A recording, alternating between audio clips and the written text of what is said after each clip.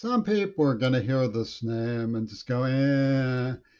But Ayn Rand once said about Friedrich Nietzsche that he said things sometimes beautifully, even though he was contradictory and crazy and couldn't be relied on. He sometimes really expressed things well. And the same thing is true for her. And one time in addressing people, she started with, I want to try to reach the remnant of humanity that's in you. Well, obviously, a social government that implanted a neuroplasm and then called it genetic schizophrenia, who brutally abused me as a child in horrible, abnormal ways, and then sexually taunted me, could say, emerging victorious, that leaving a girl's virginity intact was proof of rape. And a social organization supposedly behind recovery and behavioral health could ban somebody like me from school who is deaf after learning sign language, who had to leave the state for thousands of miles to get into a school, and who graduated after making honors, emerged victoriously to poison me and could say they were acting me out by murdering somebody. Prior warning about which was used to ban me from school, and then say that I was wrong for getting angry. To say that it's criminally insane is also to ignore that it's an organization. All of Pittsburgh and Seattle went along with it. Now, it takes some doing to come to grips with that. And they say those who are not with us are against us. And what they want to do is burn me further. They want to torture me to death. That's their whole life project. They made up a bunch of stuff about John Lennon to pull it off. Their life project is to torture me to death. That's their life project. And it's an organized syndicate that goes into the heart of government. Now, how is that possible? Well, for one thing, the white who's lived below the poverty line is dialectically not victim enough to appeal to the sensibilities of law and the Taliban of the black man. That's part of it. But I mean, it's not bringing race into it. It's bringing in the necessary facts that black people did take a lead in allowing this to happen. It's not conjecture. They refuse what they called victim status, and they still want to use me. They want to victimize me as some sort of siphon. And they said, um, I made love to somebody I shouldn't have. Well, making love to individuals you're consensually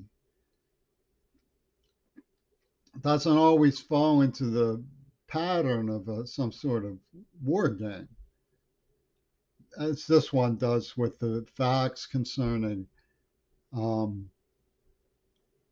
uh, how they used resentment formulas to stereotype me. And then they said, like, I was getting out of line trying to upstage the leadership. Well, bully microphones or something. I mean, it's like I didn't do that. I mean, that's not true. And yet they kept saying that it is true. They said that, trying to participate normally was encroaching on something that they considered a private matter. The private matter is they want to torture and poison somebody and just walk away. They don't care. Nobody's going to apprehend them because the police think it's groovy. They have all of these left wing nuts out to torture somebody who they think is the left wing nut,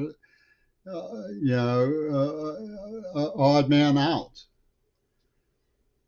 And what did it trace to was Ming Na Wen's claim I was framing Reagan, but that's not what happened.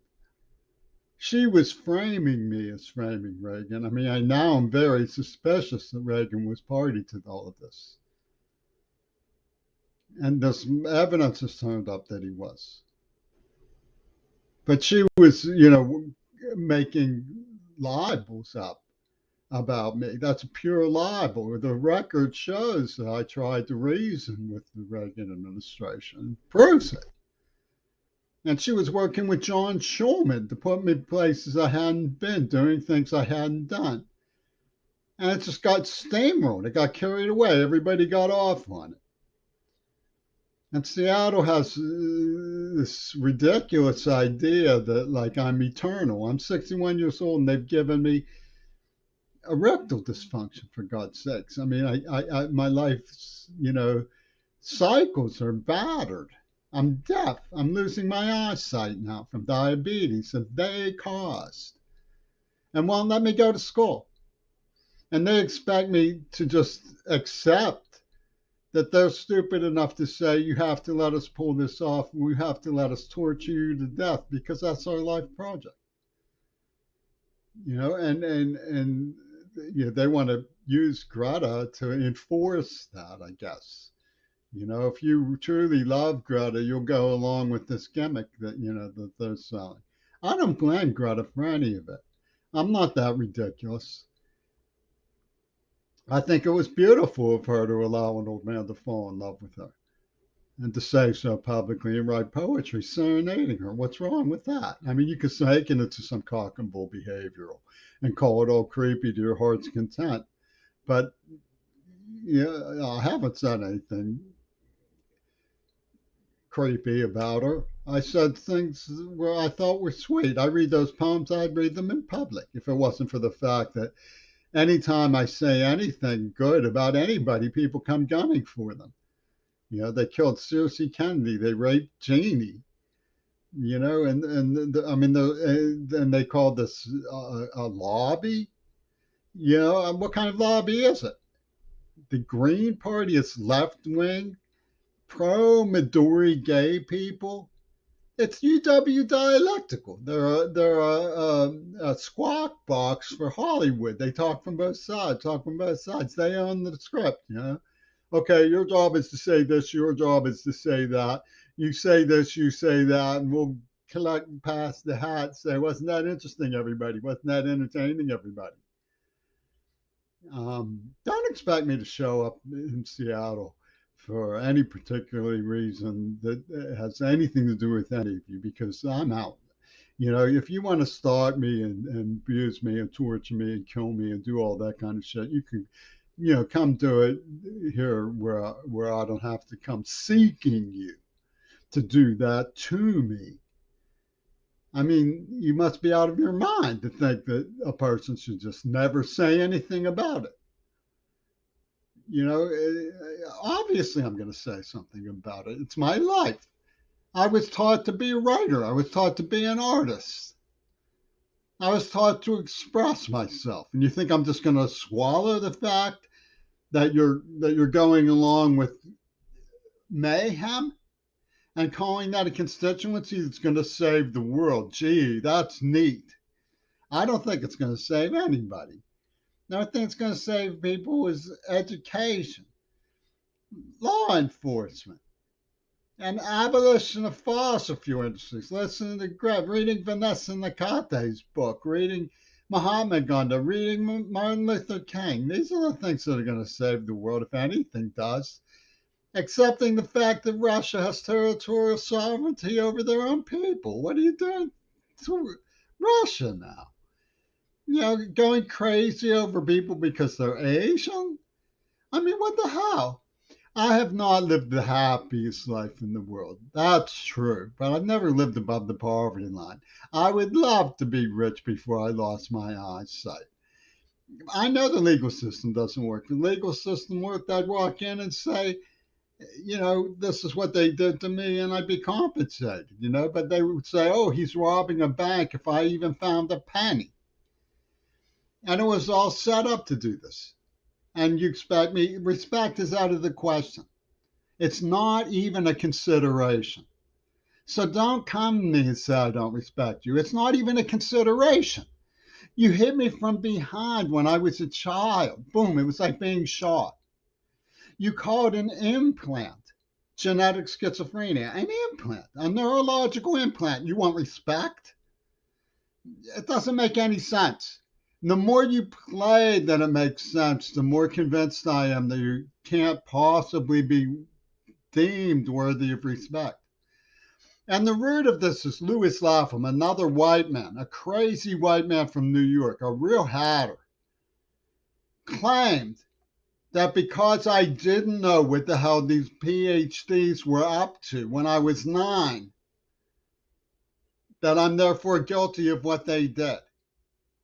This is the edifice, this pedestal, on which every claim to having professional legitimacy in Pittsburgh and Seattle rests. Every single claim rests on his claim that a 9-year-old should have known what a council of postdoctoral wizards from the post-World War II era were doing. And because this 9-year-old who had been battered, they deny that. Who had been implanted, they denied that. Who had been abused, they denied that. Who'd been ridiculed, denied that. Who'd been shrieked at and threatened and terrorized into finger-gnawing fear, but they denied that. Should have understood what they were doing. Gee, that's higher. And they get away with it. They call it an art masterpiece. Jim, please, Pramila or any of the others of you, please give it a rest, okay? You've taken so many grannies to hell with your laws. Why don't you just give it a rest? Your misunderstanding fails the test of historic comprehension. It fails the test of truth. It fails the test of responsibility. But you're in charge. I grant you that. You have the power. I grant you that. Why don't you give it a rest? Why don't you leave somebody who you've destroyed alone? Why is that so hard for you?